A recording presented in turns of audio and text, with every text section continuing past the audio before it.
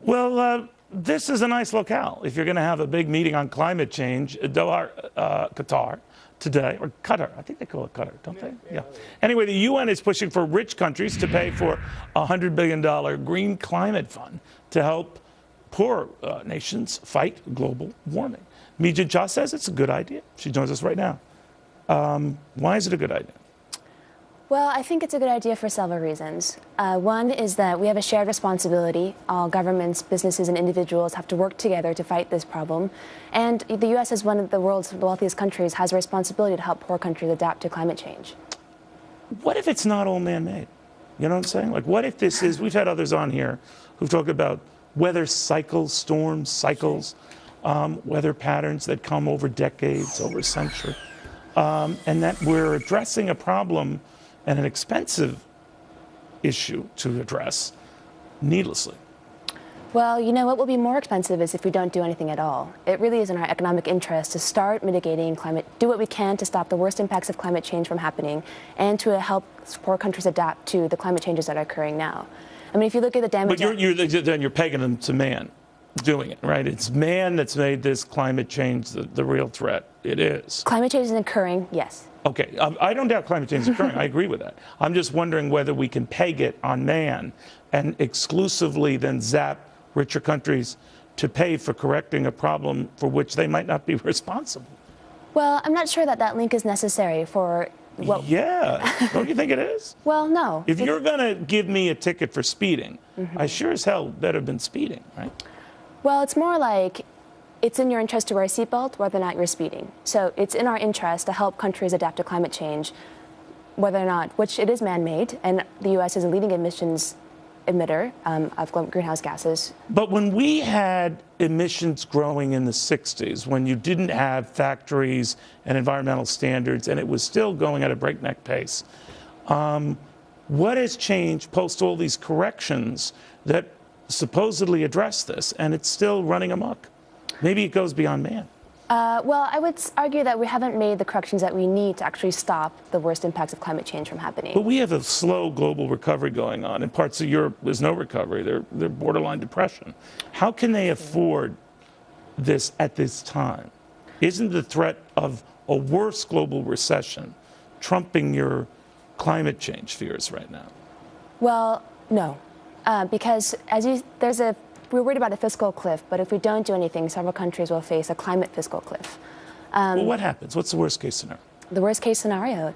Well, there are some estimates of up to 150 million climate refugees. Those have to be absorbed into other countries. We're talking about, if you look at the damage that was done to New York City during Hurricane Sandy, right, that on a global level, but with cities that aren't as wealthy as New York City.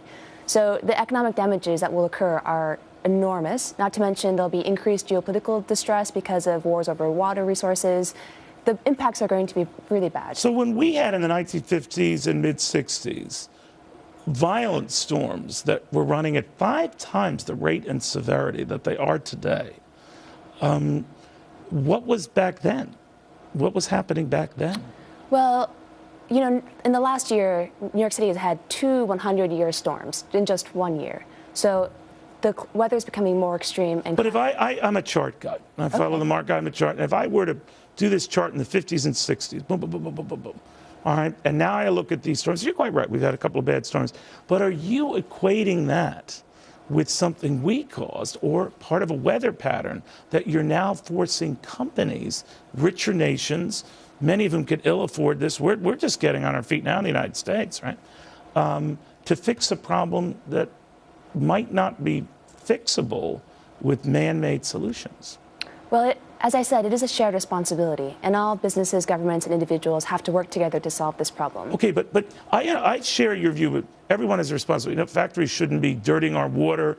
They shouldn't be compromising the air we breathe. They should do their best to leave this environment in good shape. But when you put an edict out to go well beyond that and put a disproportionate onus on wealthier countries to fix a problem that might be more a case of weather cycles than man-made and man-induced climate change, you're taking a leap there, right? And if you're wrong, in the end, we spend trillions of dollars for what? Well, there is a link between man-made emissions and the climate changing. The last year was the warmest year on record. And as you see, the weather patterns are becoming increasingly more extreme.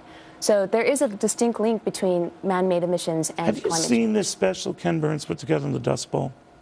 Man didn't create that. That's We true. didn't. It was just it was a bitch for all involved. And not a single Fortune 500 company was to blame. And it was such a huge dislocation. It had a bigger impact on society then, some argue, than the Depression itself. Well, if we don't do anything about climate change, we'll be facing several Dust Bowls in the future, that level of disaster. But you can't unequivocally say that weather cycles are playing a part. It's a Would bit you like argue smoking. they're playing a part? Weather patterns are playing, natural occurring weather patterns, Yes. you mean? It's a bit like smoking. Smoking increases your risk of lung cancer. Everybody accepts that.